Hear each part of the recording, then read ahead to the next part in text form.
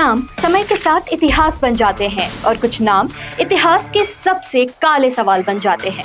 ये कहानी सिर्फ एक व्यक्ति की नहीं है, ये कहानी सत्ता, सांप्रदायिक राजनीति, विभाजन और उन फैसलों की है जिनकी रक्त रंजित गूंज आज भी सुनाई देती है।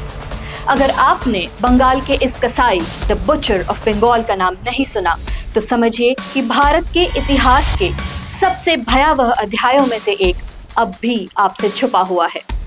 हुसैन सोहरावर्दी, एक ऐसा नाम जिसे सुनते ही बंगाल और नोआखली की चीखती गलियां, जलते घर और बेगुनाहों की मदद मांगती आंखें आज भी इतिहास के पन्नों से ताकती हुई महसूस होती है। 16 अगस्त 1946, कलकत्ता, वो शहर जो कुछ घंटों के भीतर इंसानों का शहर कम और लाशों का शहर ज्यादा दिखाई देने लगा था। सड़कों पर खून था, दुकानों में आग थी, बहन और बेटी की मर्यादा तार तार थी। 4 दिनों तक हत्या, लूट, आगजनी और हिंसा का ऐसा तांडव चला कि इतिहास ने उसे नाम दे दिया द ग्रेट कैलकाटा किलिंग। इतिहासकार क्लॉड मार्कोविट्ज के अनुसार इन दंगों में 10,000 से ज्यादा लोगों की मौत हुई और लगभग 15,000 लोग घायल हुए। लेकिन ये तो आधिकारिक आंकड़े हैं और आप जानते ही हैं। सवाल ये है कि जब कलकत्ता जल रहा था तब बंगाल पर शासन कौन कर रहा था? कौन था जिसके हाथ में कानून व्यवस्था थी? कौन था जिसके अधीन पुलिस थी? कौन था जिसके पास होम पोर्टफोलियो था? एक नाम, हुसैन सोहरावर्दी। और यहीं से शुरू होती है उस व्यक्ति की कहानी जिसे लोग आज भी बंगाल का कसाई द बुचर ऑफ बंगाल के नाम से याद करते हैं। 1946 में बंगाल मुस्लिम लीग के शासन में था। सोहरावर्दी केवल प्रीमियर नहीं था, वह होम मिनिस्टर भी था, यानी police, intelligence, law and order, राज्य की पूरी आंतरिक शक्ति उसके पास थी। इसलिए डायरेक्ट एक्शन डे के बाद उठने वाला हर सवाल अंततः उसी तक पहुंचता है। आगे की बात बताने से पहले थोड़ी पृष्ठभूमि समझ लेते हैं। 16 मई 1946 को ब्रिटिश कैबिनेट मिशन ने भारत में सत्ता हस्तांतरण की योजना पेश की। इस योजना के तहत कांग्रेस, मुस्लिम लीग और कुछ अन्य प्रतिनिधियों को शामिल करते हुए एक इंटरिम गवर्नमेंट बनाने का प्रस्ताव रखा गया। लेकिन इसमें कांग्रेस को मुस्लिम लीग से 1 सीट अधिक देने की बात कही गई, जो जाहिर तौर से जिन्ना को पसंद नहीं आई और 29 जुलाई 1946 को मुस्लिम लीग ने उसे ठुकरा दिया। मोहम्मद अली जिन्ना ने घोषणा की डायरेक्ट एक्शन डे की। तारीख तय हुई 16 अगस्त 1946 और स्थान कलकत्ता। यहीं से शुरू होता है सोहरावर्दी का भयानक खेल। तत्कालीन गवर्नर सर फ्रेडरिक बरोज और लेफ्टिनेंट जनरल सर फ्रांसिस टकर ने अपने विवरणों में उल्लेख किया है कि डायरेक्ट एक्शन डे के दौरान सोहरावर्दी ने पुलिस को 1 दिन की छुट्टी दे दी थी। आलोचकों का मानना है कि इस निर्णय ने कोलकाता में फैली हिंसा को और भयावह बना दिया। 16 अगस्त को मैदान में विशाल सभा हुई, लाखों लोग जमा हुए। अपने भाषण में सोहरावर्दी ने कहा कि पुलिस रिस्ट्रेंट में है। भीड़ ने इसे संदेश और आश्वासन समझा कि फिलहाल पुलिस उनके रास्ते में नहीं आएगी और हस्तक्षेप सीमित रहेगा। फिर कलकत्ता फट पड़ा। 16 अगस्त, 17 अगस्त, 18 अगस्त, 19 अगस्त, 4 दिन, सिर्फ 4 दिन, लेकिन इतने पर्याप्त थे एक महानगर को नरसंहार के प्रतीक में बदल देने के लिए।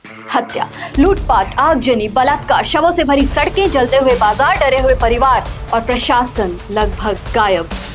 लेकिन सोहरावर्दी के खिलाफ सबसे बड़ा आरोप किसी भाषण को लेकर नहीं है, सबसे बड़ा आरोप है लाल बाजार। जब शहर जल रहा था तब बंगाल का प्रीमियर हुसैन शहीद सोहरावर्दी बार बार लाल बाजार पुलिस मुख्यालय के कंट्रोल रूम में मौजूद था। यही वह स्थान था जहां से पूरे शहर की पुलिस व्यवस्था संचालित होती थी। गवर्नर के सेक्रेटरी इयान टाइसन का आरोप और भी गंभीर था। उनके अनुसार Suhrawardy was interfering with every order and intercepting all information। उन्होंने लिखा कि पुलिस अधिकारी लगभग पागल होने की स्थिति में पहुंच चुके थे। Inspector general SG. टेलर ने तो और भी कठोर शब्दों का इस्तेमाल किया। With such irresponsible and unscrupulous persons in authority, it was extremely difficult for the police to deal with these dangerous situations। यानी आरोप केवल राजनीतिक विरोधियों की तरफ से नहीं थे, प्रशासन के भीतर से भी थे। दंगों से पहले महत्वपूर्ण पुलिस पदों से हिंदू अधिकारियों को हटाया गया। 16 अगस्त तक कलकत्ता के अधिकांश थानों पर मुस्लिम अधिकारियों का नियंत्रण था। कुछ मामलों में यह आरोप भी लगा कि गिरफ्तार मुस्लिम आरोपियों को छुड़ाने के लिए दबाव बनाया गया। 18 अगस्त को पार्क स्ट्रीट थाने में गिरफ्तार 7 मुस्लिम आरोपियों की रिहाई का मामला बाद में सभा तक पहुंचा। यहीं श्यामा प्रसाद मुखर्जी और सुहरावर्दी के बीच ऐतिहासिक टकराव हुआ। असेंबली में मुखर्जी ने मुखर होकर पूछा that how is that possible that within a stone's throw from Lal Bazaar police station shops were looted, people were murdered and all sorts of offences were committed without the police moving an inch? Suhrawardi ने जवाब में पूछा am I responsible for that? Mukherjee का उत्तर इतिहास में दर्ज हो गया और उन्होंने कहा of course you are responsible।